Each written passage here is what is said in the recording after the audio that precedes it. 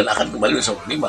Maka nanti pilkada itu akan dipilih melalui DPRD setempat. Nah, inilah yang ditakuti oleh para oligarki. Maka nanti sistem perundang-undangan yang akan berlaku di pemerintahan daerah ya, dan juga akan dipengaruhi dengan kembali Undang-Undang 45 tersebut. Nah, upaya itu mereka dengan mencoba mempengaruhi partai-partai untuk supaya partai-partai menghadang partai-partai yang berkeinginan adanya perubahan terhadap sistem ketatanegaraan, politik, ekonomi, dan sosial budaya sebagaimana yang dicanangkan oleh partai-partai yang melakukan perubahan. Dan mulai saat dan ini sudah terasa akan terjadi benturan dalam sistem yang gerakan partai-partai apabila partai-partai tadi ikut dalam artian cawe-cawe yang dilaksanakan oleh Jokowi, bahwa secara hukum dan masyarakat menilai bahwa partai itu akan tenggelam dan akan ditinggalkan masyarakat, dan nasib akan sama seperti partai P3 yang ditinggalkan masyarakat yang tidak masuk terreset dalam pemilihan presiden ke depan. Nah, gejala ini juga akan memberi gerakan-gerakan, akan memberikan gerakan-gerakan semangat people power yang akan muncul di mata masyarakat, dan hal ini juga akan menimbulkan yang namanya stabilitas politik, di mana sudah terlihat stabilitas politik terjadi dengan membuat dia menarik dana yang pada Bank Syariah Indonesia, di mana BSI itu juga telah meninggalkan sukuk surat berharga dalam rangka untuk membangun yang namanya infrastruktur hampir 150 triliun itu digunakan sukuk dari dana-dana syariah yang ada di Bank Syariah.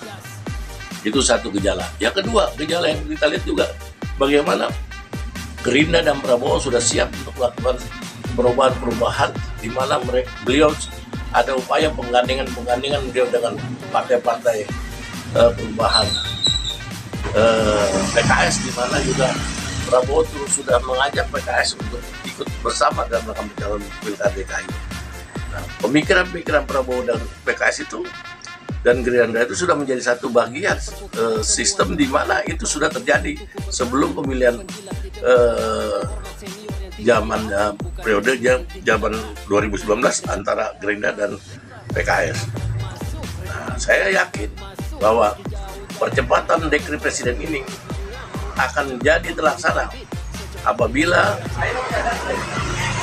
mayoritas pemenang pemilu PDI di legislatif PDI bersama dengan partai-partai perubahan, terutama PKB dan PKS, kembali dan hak angket itu akan terwujud dan menjadikan dasar standar kembali pada 5.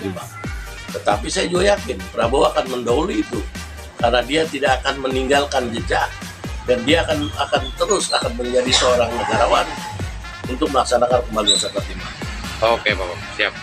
Menghalanginya oligarki terhadap undang-undang dasar 45 itu seperti apa, Bapak? Jadi gini, setelah kita lihat proses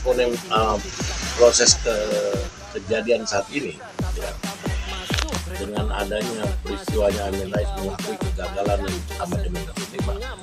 Kedua, ada peristiwa Rakernas PDI yang salah satunya ingin mengembalikan sistem kedaulatan rakyat dan menggalikan sistem hukum, dan adanya pernyataan PDI bahwa terjadi pelanggaran hukum terhadap kedaulatan rakyat, jelas dan nyata bahwa partai pemenang pemilu dengan menyatakan maaf akan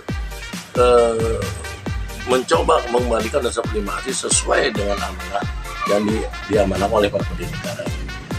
Nah, dua tokoh ini, PDIP dimotor dengan Megawati dan Amin Rais selaku mantan ketua MPR, mereka adalah dua tokoh reformasi yang meletakkan dasar reformasi untuk perubahan sistem ketatanegaraan yang mereka harapkan adanya kedaulatan rakyat, adanya kesejahteraan, adanya kecerdasan bangsa. Tetapi mereka dua-duanya melihat ada kekecewaan, ada pelanggaran hukum terhadap kedaulatan rakyat, tentang stabilitas, tentang ekonomi, di mana rakyat dalam arti ini tidak mempunyai kekuatan apa-apa, dan juga adanya perampasan kedaulatan hukum. Nah, makanya mereka dengan adanya Kongres PDI kelima yang meminta kader PDI untuk melakukan perubahan perbaikan terhadap, dengan catatan bahwa terjadinya sistem pelanggaran hukum terhadap pemilu, termasuk diuraikan putusan 90 MK. Di sini terlihat bahwa upaya PDI untuk mendorong dan Amin Rais untuk mendorong legislative review terhadap mandat beliau kelihatannya akan dan jelas.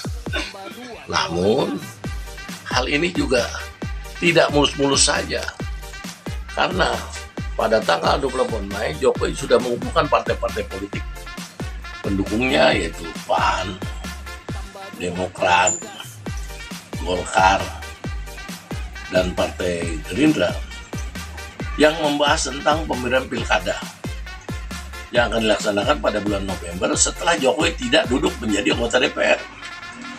Nah, juga ada pertemuannya Jokowi dengan Ridwan Kamil.